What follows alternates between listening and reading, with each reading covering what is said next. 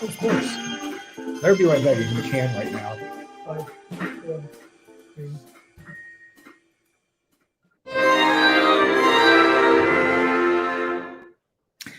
Now, after the draft opinion that reversed Roe v. Wade was leaked, and by the way, people said they think it was a law clerk. There's about 30 or 40 law clerks. I tell you what, my money is on Sonia Sotomayor, not her law clerks, but on her. She's the one who said she thought a wise Latina would render a better decision than a white male, not too racist. Now, I have no idea if it was leaked by Sonia Sotomayor. Zero. So I guess that's fake news. You guys can do fake news. Why can't I do fake news? Now, after this opinion came out, and we think it might very well mean that Roe v. Wade is overturned, the pundits were saying this is going to energize the Democratic base. This is going to energize the Democratic base. Let me tell you why it won't.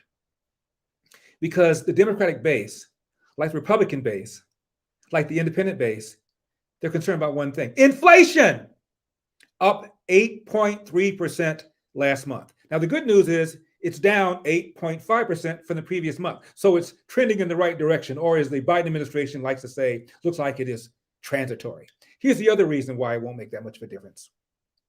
You look at the polls, only 6% of Americans believe that abortion should be available up to and including the third trimester, which is the position of Roe v. Wade, which is the position of the Democratic base.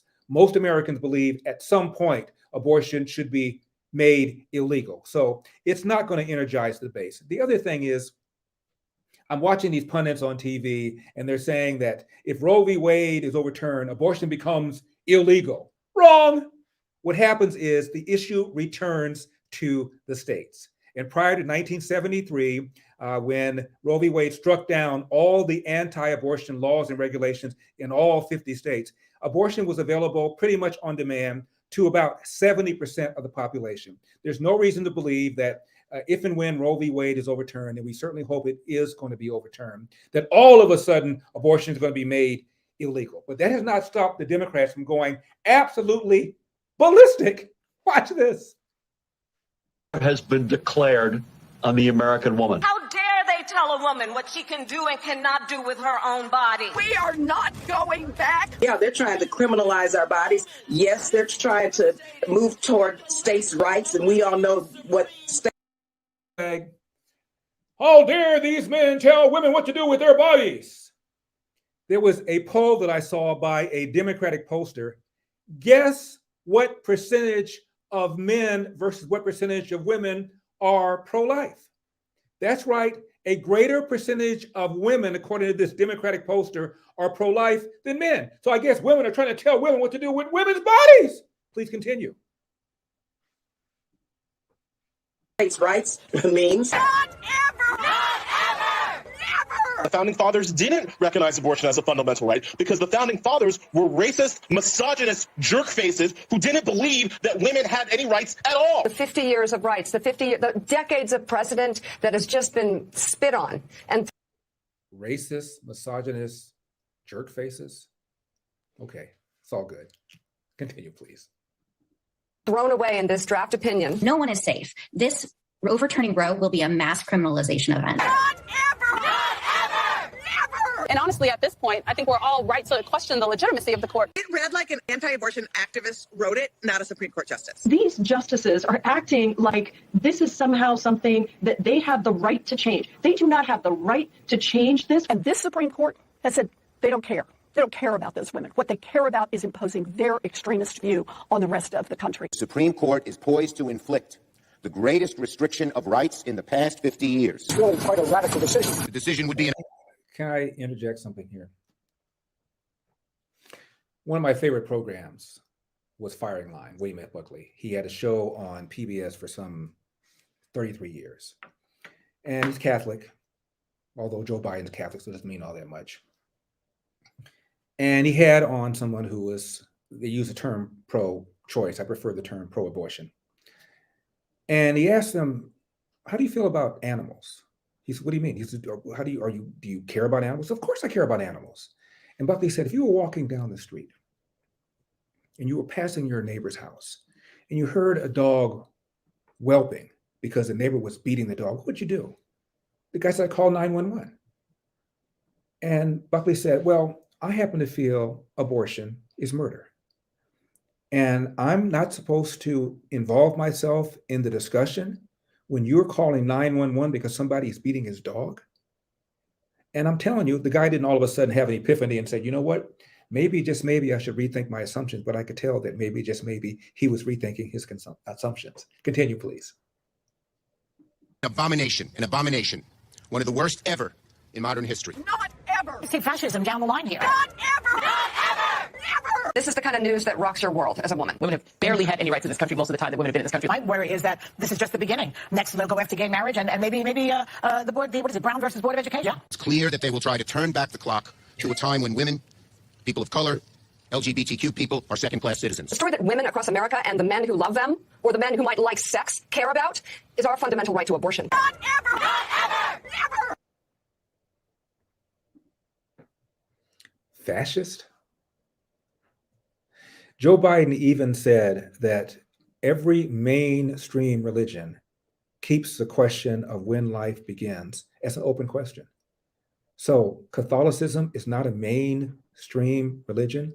Does he not know the position of the Catholic Church on life? Life begins at conception, according to the Catholic Church, of which Joe Biden is allegedly a member. Now, during my campaign, the so-called Texas heartbeat law came down. And all of a sudden now I'm being asked about abortion in a very blue state like California. Again, as if Roe v. Wade got overturned, all of a sudden the Democratic lawmakers in California go, oh my God, we have the power now to restrict abortion in California. Let's do it. And I finally said, will you ask my opponent, Gavin Newsom, at what point does he believe a pregnancy has gone so far that it would constitute murder? And they never did. Listen to what Whoopi Goldberg says about that very question. Will tell you, this is my body, and nobody, you got people telling me I got to wear a mask or don't wear a mask or do this. Everybody wants to tell me what to do, but you won't let me make my decision about my body. You are not the person to make that decision. My doctor and myself and my child, that's who makes the decision. My doctor, myself, and my child? Did she say child? And again, this involves a third party. If you believe life begins at conception, as I do, as the Catholic Church does, then we're talking about a third party here. It's not the same thing as some of these other things that these people are mentioning. Now, during the debate over the proposed reversal of Roe v. Wade, the governor of California, my former opponent, said, quote, if men could get pregnant, this wouldn't even be a conversation. This decision isn't about strengthening families. It's about extremism. It's about control. We will fight for the right to choose, end of quote. A couple things here. Again, a greater percentage of women are pro-life than men, at least according to one pollster, Democratic pollster. Second thing is this. I thought men could get pregnant. This is an exchange that Candace Owens had with a guy named Mark Lamont Hill. She asked him if men could give birth, to which he said, quote, sometimes. That's my answer, yes. And then said, can men get their period? Hill said, some can. If you're a trans man, some trans men can. Now, Jason Riley is a very talented writer for the Wall Street Journal. And of course, he said that the Democrats are applying scare tactics. He said that because they're applying scare tactics.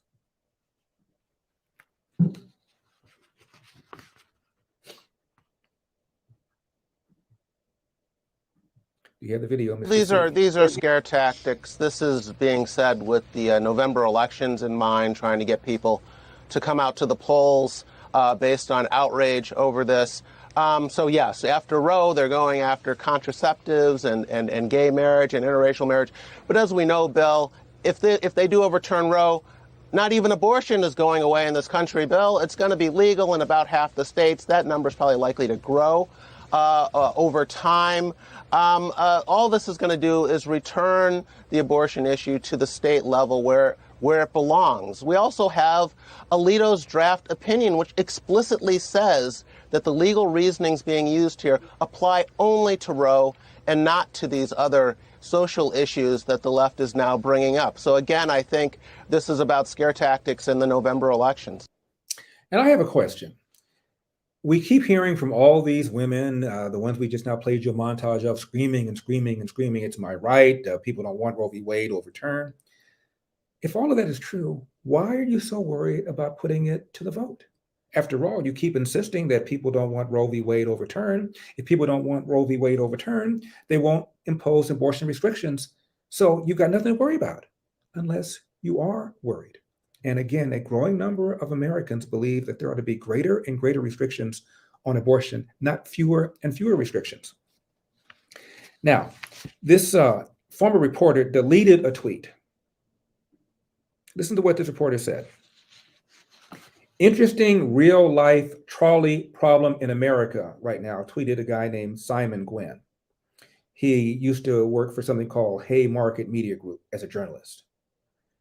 Quote, if you had a chance to kill Clarence Thomas, I'm not making this up, and Samuel Alito, the two oldest right-wing Supreme Court justices, should you do it while Biden can get his nominees to replace them confirmed, close quote?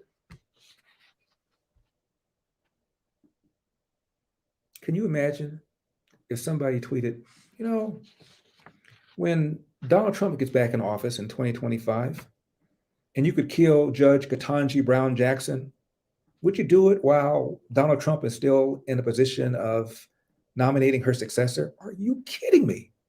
You know what they'd say? They'd say it was racist. Now, Elizabeth Warren was asked, are there any limits? Is there some point beyond which a pregnancy, if terminated, is considered to be murder? And here is what she said. We should decide this on this basic health decision that will hit the most vulnerable among us. Those of us who feel like, oh, we're in states where this will never happen. First of all, we can't turn our backs on the rest of those who will be hurt. But secondly, remember what this opinion is about. It has opened the door to a whole lot of ugliness. Yeah. Opened the door to the question, contraception, criminalizing a woman who seeks an abortion. Will every miscarriage now be investigated? Hide the women and children. You know what gets me about people like Warren? They have no problem whatsoever with states imposing all sorts of restrictions on the Second Amendment. And they don't say, well, what about the other states that have imposed restrictions? Isn't it unfair to those states? Couldn't care less. But all of a sudden, there is a right to an abortion, nowhere in the Constitution, right to privacy, nowhere in the Constitution, but there is something in the Constitution called the, I can't think of it, I thought of it, Second Amendment. And they're perfectly happy to impose all sorts of restrictions on that. Mr. C, can you please continue? Will women be charged if they're working too many hours and put their pregnancy at risk? This is a kind of invasion that if the Supreme Court has its way here and we don't fight back at the federal level, could touch the lives of every one of us. Yeah, just like you're saying now, in the book you write, you believe in a woman's choice no matter how difficult the decision. But there's a question, should there be any limits on abortions? You know, I'm going to put it this way. I think that the woman who is most affected should be at the heart of this. Of course. That wasn't the question. We know the woman most affected is at the heart of it. The question is, should there be any limits? And she fumbled and stumbled. Did you see the movie about Gosnell, the Philadelphia doctor, the abortion doctor? He was aborting babies in the third trimester, late in the third trimester. He was prosecuted. Philadelphia, Pennsylvania. So apparently even they felt that there should be some limits, but Warren didn't want to say. Now, here's something that the pro-abortion people almost never, ever do. And that is refer to a fetus as a child. But Joe Biden just did. Idea that we're going to make a judgment that is going to say that no one can make the judgment to choose to abort a child based on a decision by the Supreme Court, I think goes way overboard. Did he say child? He sure did. Now, you know that it is estimated about 25% of abortions performed in this country performed on Black women. A disproportionately large percentage of abortion are abortions of Black babies. Now, these doctors were in for a shock when they were demonstrating in favor of Roe v. Wade, and some Black guy had the temerity to bring up the same point I just brought up. Watch this. Lives matter or just some Black lives? The Black lives killed by Black men matter, right? Yes? The Black babies killed in the abortions clinics matter, right? Thought so. The black officers killed by that bastard in Minnesota, that matters too, right? Okay. But the Black babies that are killed in the abortion clinics don't matter, do they? Medical people. Do their lives matter? Does the future of our Black babies matter? Huh? What's up? What's up? Awful quiet now, aren't they? Uh-huh. It's okay if we kill them in the womb, right? But you have a problem when you don't seem to really have a problem when we kill them on the streets. Yes, well, we know they're the same issue. If we don't respect the lives of our unborn children enough to save them and fight for them, our lives mean nothing once we're born. That was a little discomforting, wasn't it? Do you care about Black people who were killed by racist cops? Yes! Do you care about George Floyd who was murdered by Derek Chauvin? Yes! Do you care about Black babies in the womb that are murdered by abortionists? Got your tongue? Now, some people posted the addresses of Supreme Court justices, and Peter Ducey of Fox asked Jen Psaki, how do you feel about that? Watch this. Activists posted a map with the home addresses of the Supreme Court justices. Is that the kind of thing this president wants to help your side make their point? Look, I think the president's view is that there's a lot of passion, a lot of fear, a lot of sadness from many, many people across this country about what they saw in that leaked document. We obviously want people's privacy to be respected. We want people to protest peacefully if they want to protest. That is certainly what the president's view would be. So he doesn't care if they're protesting outside the Supreme Court or outside someone's private residence? I don't have an official U.S. government position on where people protest. We want it, of course, to be peaceful. I don't have an official U.S. government position on these kinds of protests. Yes, you do. It's called the law. It is illegal. It's in the U.S. Code. It is illegal to protest outside the home of a justice. Illegal. So what do you mean you don't have a position? And it's illegal for obvious reasons. If the goal is try to intimidate a judge, influence a judge, Congress has deemed that to be unlawful. And she didn't have a position on whether or not the government should allow this. It's not a matter about what your position is. It's about what the law is. It is, one more time, illegal. Now, we're going to take a break. And we come back, I'm going to have an exchange between the Secretary of Treasury, Janet Yellen, and Senator Tim Scott. Janet Yellen made a cost-benefit analysis on why abortion is a good idea for our economy. I know, shocking. Now, head over to Epic TV to continue watching the show live. Epic TV to continue watching the show live. And I'll be right back.